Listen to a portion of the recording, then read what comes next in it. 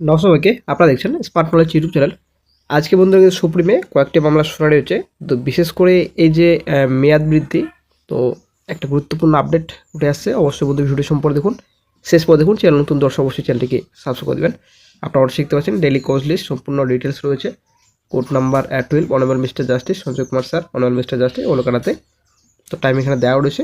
মিসেলাস hearing এখানে 1 নম্বর রয়েছে। তারপর আমাদের চলে আসছি কোন কোন মামলার শুনানি আজকে রয়েছে। তো 18 নম্বর আপনারা শিখতে পাচ্ছেন সি নাম্বার 18 কেস নাম্বার এখানে দেওয়া রয়েছে।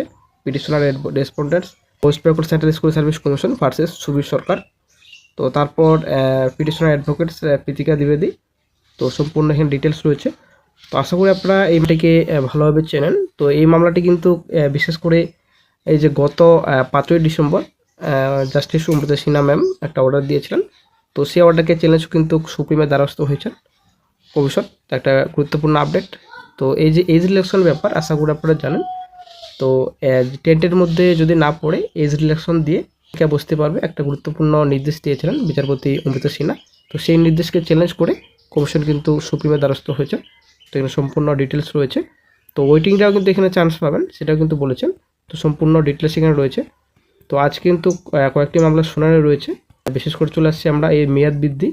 তো 45 আমরা চলে আসছি বিস্তারিত। আপনারা শিখতে পাচ্ছেন 45 সেল নাম্বার কেস নাম্বার এখানে দেওয়া রয়েছে। West Bengal board of secondary education versus Baishakhi Bhattacharya. তো এখানে পিটিশনার অ্যাডভোকেটস নেম রয়েছে। তো আপনারা শিখতে পাচ্ছেন 45 নাম্বারে কিন্তু মামলাটি লিস্টেড হয়েছে আজকে। তো আজকে কিন্তু একটা গুরুত্বপূর্ণ আপডেট অবশ্যই পাওয়া যাবে, আশা করি আপনারা জানেন।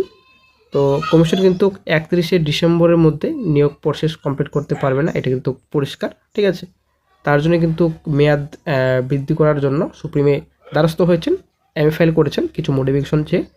তো এই বিষয়ে কিন্তু বিকাশ রঞ্জন স্যার পরিষ্কার বলছেন, কোনো রকম হয়তো সুপ্রিমে দ্বারস্থ হলেও কোনো রকম মেয়াদ বৃদ্ধি দেওয়া হবে না আশা করা যায়, উনি কিন্তু বলেছেন। তো ভিডিওটি শেষে অ্যাড করে দেবো, অবশ্যই আপনারা দেখে নেবেন বিকাশ রঞ্জন স্যার কী বলেছেন এই বিষয়ে। মানে সুপ্রিম কোর্ট দেবে না, আমি বললাম।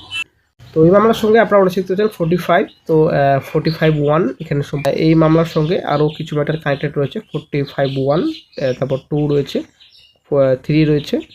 আপনারা শিখতে পাচ্ছেন এই কয়েকটি ম্যাটার এই মামলার সঙ্গে কিন্তু কানেক্টেড রয়েছে। আপনারা শিখতে পাচ্ছেন এখানে ডাই নাম্বার দেওয়া রয়েছে West Bengal board of secondary education versus Baishakhi Bhattacharya. তো ডাই নাম্বার এখানে দেওয়া রয়েছে MA, এখানে সম্পূর্ণ ডিটেলস রয়েছে। তো প্রেজেন্ট লাস্ট লিস্টেড। তো আজকে কিন্তু এম এর শুনানি আপনারা শিখতে পাচ্ছেন 18/25 honourable mister justice Sanjay Kumar sir justice ওলোকারাদের বেঞ্চে কিন্তু আজকে মামলার শুনানি সেল নাম্বার 45 তো পেন্ডিং, এখানে সম্পূর্ণ ডিটেলস রয়েছে। তো আজকে মামলা কিন্তু অত্যন্ত গুরুত্বপূর্ণ। তো মেয়াদ বৃদ্ধি হবে কিনা সেটাই হচ্ছে ব্যাপার। আমরা যদি একটু অ্যাপ্লিকেশন ডকুমেন্টসে ক্লিক করি, এখানে সম্পূর্ণ ডিটেলস রয়েছে। তো application on behalf of the applicant seeking direction modification of the judgement date, কিছু মডিফিকেশন চাওয়া হচ্ছে গত 3-4-25 তারিখের judgement modified by order date এখানে 17/4-25, ঠিক আছে। তো কিছু অ্যাপ্লিকেশন চেয়ে ফাইল করা হয়েছে সুপ্রিমে। তো দেখা যাক আজকে কি গুরুত্বপূর্ণ আপডেট পাওয়া যায়। তো কিছুক্ষণ পরেই হয়তো মামলার শুনানি, তো দেখা যাক কি গুরুত্বপূর্ণ আপডেট ফিউচারে পাওয়া যায়। তো বন্ধুরা আজকে যে ফাইল করা হচ্ছে, তো কয়েক মাস বাড়ানোর দাবি জানাচ্ছেন কমিশন, অ্যাকচুয়ালি পর্ষদ, ঠিক আছে। তো মোটামুটি 9 মাস বাড়ানোর আর্জি, তবে 9 মাস হয়তো নাও হতে পারে, হয়তো এখানে পর্ষদ 2 থেকে 3 মাস হয়তো সময় চেয়ে নেবেন আশা করা যায়। তবে সুপ্রিমে যেহেতু দ্বারস্থ হয়েছেন ফাইল করেছেন, বিচারপতিরা মেয়াদ বৃদ্ধি করে কিনা সেটাই কিন্তু দেখার বিষয়। কারণ নিয়োগ প্রসেস কিন্তু 31শে ডিসেম্বর মধ্যে কমপ্লিট করতে হবে, সেটা কিন্তু পরিষ্কার নির্দেশ দিয়েছিলেন।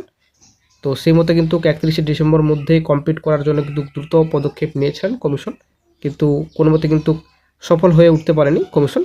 এবং এদিকে 31শে ডিসেম্বর যেহেতু লাস্ট রয়েছে, এই যে চাকরিহারা চাকরি করছেন, যদি সেই মেয়াদে চাকরিহারা বেতন পাবেন কিনা সেটাই হচ্ছে ব্যাপার।